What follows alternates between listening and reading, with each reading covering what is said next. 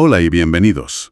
Hoy vamos a explorar una idea que la verdad puede sonar un poco, un poco contradictoria. La Biblia, que es uno de los textos más analizados de la historia, resulta que está llena de referencias a otros libros. Libros que no están en sus páginas. Es una imagen curiosa, ¿verdad? Es como si una biblioteca inmensa tuviera un catálogo lleno de obras fascinantes que simplemente ya no están en las estanterías, se han perdido. Para guiarnos en esta exploración, nos vamos a basar en un documento de José Roberto Medina que se titula Libros perdidos mencionados en la Escritura. La misión de hoy es, seguir esas pistas, esos ecos de textos desaparecidos y entender qué nos cuenta esa biblioteca fantasma. Y lo fundamental aquí, que creo que hay que dejar claro desde el principio, es que no estamos hablando de especulaciones o de teorías. Son los propios escritos bíblicos los que, con total naturalidad, citan estas otras fuentes. El análisis que vamos a ver nos obliga a preguntarnos por el tamaño real de la literatura de aquella época y, sobre todo, por qué solo una parte ha llegado hasta nosotros. Es un verdadero misterio. De acuerdo, pues vamos a tirar del hilo. El análisis de Medina empieza fuerte, con textos que suenan a pura épica, a crónicas de batallas. El primero es el libro de las batallas de J.R. Edge, mencionado en el libro de Números. Exacto, y la cita es muy directa. Dice, por tanto se dice en el libro de las batallas. La forma en que lo menciona, según el análisis, es muy reveladora. No lo presenta, no lo explica. Da por hecho que se conoce. Te lo cita asumiendo que su audiencia lo conocía perfectamente. Probablemente era una colección de cantos, de poemas, que celebraban victorias militares, un texto de referencia, vamos. Un momento. Entonces, desde el principio, nos encontramos con que los propios textos bíblicos no se veían como algo aislado, ¿no? Se apoyaban en una tradición que ya existía. Esa es la clave. No surgieron de la nada. Y esto se ve todavía más claro con el siguiente ejemplo que pone el documento, el libro de Jasher. Este no se menciona una vez. No, sino dos. Y en contextos muy distintos. Muy distintos. Y uno de ellos es que es alucinante. Se cita en el libro de Josué para respaldar uno de los milagros más extraordinarios que se cuentan. El día en que el sol se detuvo, el propio texto pregunta, ¿no está escrito esto en el libro de Jasher? Es que eso nos dice mucho sobre el prestigio que tenía ese libro. No era un texto cualquiera.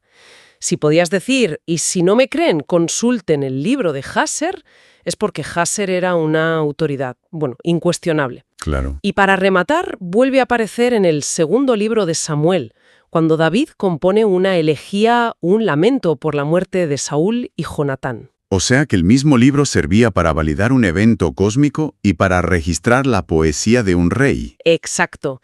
Y esa versatilidad, según el análisis, sugiere que era una obra muy rica, muy polifacética y que estaba, muy arraigada en la conciencia popular de Israel. Era historia, era poesía. Y hoy, nada, solo esas dos menciones. Vale, tenían sus poemas épicos, sus grandes relatos. Pero para organizar un reino hace falta algo más, ¿no? ¿Tenían también manuales de gobierno? Pues parece que sí. Y uno muy importante. El análisis destaca el libro de las leyes del reino. En el primer libro de Samuel, cuando el pueblo pide un rey, el profeta Samuel establece las normas de la monarquía. Y el texto es muy específico. Dice que Samuel las escribió en un libro, el cual guardó delante de IHW.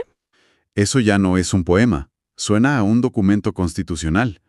Un texto legal, físico y además depositado en un lugar sagrado. Totalmente. Sería como el documento fundacional de la monarquía israelita. Imagina poder tener acceso a eso, a las leyes originales que definían el poder del rey, los derechos del pueblo. El análisis de Medina lo presenta como una pérdida enorme para entender la ciencia política de la época. Y si hablamos de reyes, claro, es inevitable llegar a Salomón. El documento menciona el libro de los Hechos de Salomón. Y la forma de citarlo en el libro de los Reyes es casi displicente. Dice, los demás hechos de Salomón no está escrito en el libro de los Hechos de Salomón. Es como decir, como todo el mundo sabe. Exacto. Esa fórmula retórica, según el autor, es una afirmación rotunda de que el libro existía y que era la fuente principal y más detallada sobre su reinado. No es una duda, es una indicación. Pensemos en lo que significa. Existió una biografía completa, probablemente contemporánea, de uno de los reyes más legendarios de la historia, y se desvaneció. Y hablando de su sabiduría, hay una cifra que pone en perspectiva lo que falta. El libro de los 3000 proverbios de Salomón. Sí, esa referencia es muy concreta, en Uno de Reyes. Y compuso 3000 proverbios. Medina advierte aquí de algo que es crucial. No podemos confundir esto con el libro de proverbios que sí tenemos en la Biblia. Espera, ¿cuántos hay en el libro canónico? El libro de proverbios que conocemos tiene unos 900 proverbios, y no todos se atribuyen a Salomón. 900.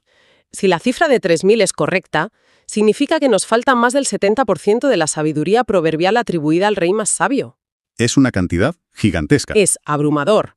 Es como descubrir que de Shakespeare solo conservamos, no sé, Hamlet y un par de sonetos, pero sabiendo que escribió 30 obras más. La imagen que tendríamos de él estaría, pues, increíblemente incompleta. Y parece que esto se pone peor cuando llegamos a los profetas. Mucho peor. Porque aquí ya no hablamos de 1 o 2 libros, sino de toda una estantería de crónicas proféticas. Normalmente pensamos en los profetas como figuras que daban sermones, pero estas fuentes nos los presentan en otro papel, el de historiadores. Biógrafos oficiales de la corte. ¿Cómo es eso?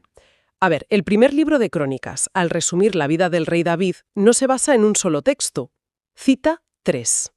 Las crónicas de Samuel Vidente, las crónicas del profeta Natán y las crónicas de Gad Vidente. Vale, los libros de Samuel los tenemos más o menos, pero los de Natán y Gad... Desaparecidos por completo.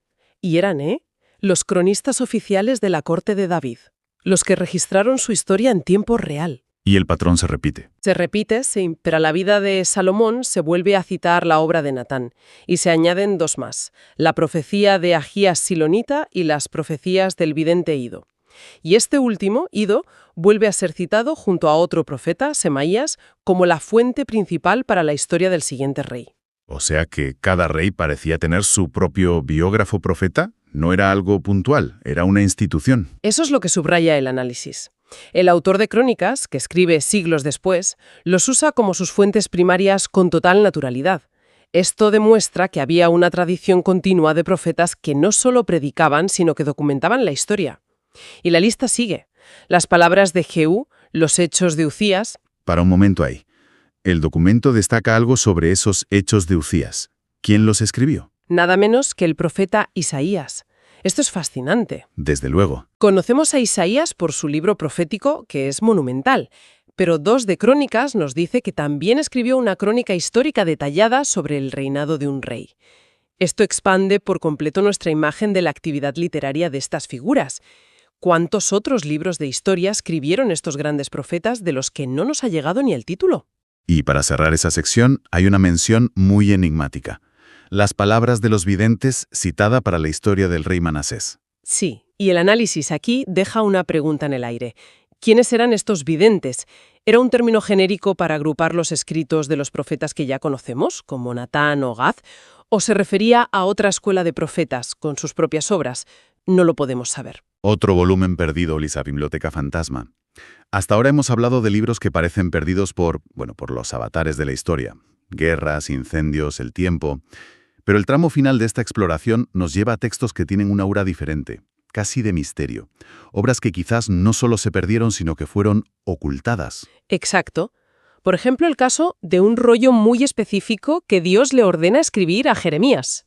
En el capítulo 36, la orden es clara. Toma un rollo y escribe en él todas las palabras que te he hablado. Es una obra dictada. Pero el rey lo quema. El rey Joaquín lo coge y lo quema, sí. Pero la historia no acaba ahí. Se le ordena reescribirlo, ¿verdad? Sí. Y se le dice que añada muchas otras palabras semejantes. El análisis de Medina plantea una posibilidad intrigante, que este segundo rollo, una especie de versión del director, ampliada, no sea el libro de Jeremías que conocemos, sino una tercera obra completa del profeta que se ha perdido. Y de ahí pasamos al que quizás sea el más misterioso de todos, el libro sellado de Daniel. La propia Biblia cuenta que un ángel le da una orden explícita a Daniel. Cierra las palabras y sella el libro hasta el tiempo del fin. Es una idea potentísima. Un libro escrito, pero deliberadamente cerrado, sellado. Su contenido está reservado para el futuro. A diferencia de los otros que parecen víctimas de la historia, este estaría oculto por un mandato divino, esperando su momento. No está perdido. Está en espera. Suena a guión de película, la verdad. Y aún hay más. El documento menciona una referencia curiosa en el libro de Oseas. Sí, donde Dios dice, «Le escribí las grandezas de mi ley y fueron tenidas por cosa extraña». Se refiere a escritos entregados a una de las tribus de Israel que, al parecer, fueron ignorados o perdidos. Y para terminar, la que podría ser la prueba definitiva que presenta el análisis, porque es una cita directa en el Nuevo Testamento. Las profecías de Enoc. Efectivamente. En la Epístola de Judas, un libro muy corto, casi al final de la Biblia, no solo menciona a Enoc, el patriarca, sino que cita textualmente una de sus profecías. He aquí vino el Señor con sus santas decenas de millares. Y ese es el punto culminante del argumento de Medina. Una cita directa es una prueba irrefutable.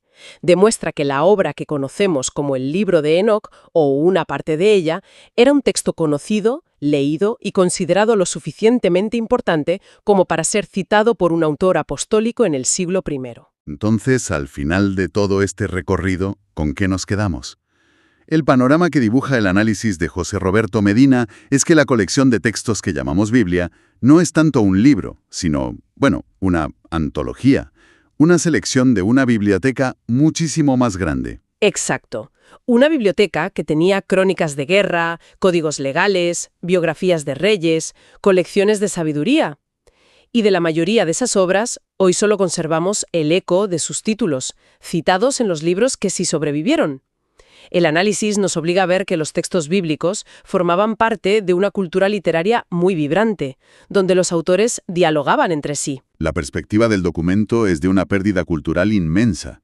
De hecho, usa un lenguaje muy fuerte. Llega a describir la Biblia actual como mutilada por la ausencia de estas obras. Sí, es una visión provocadora.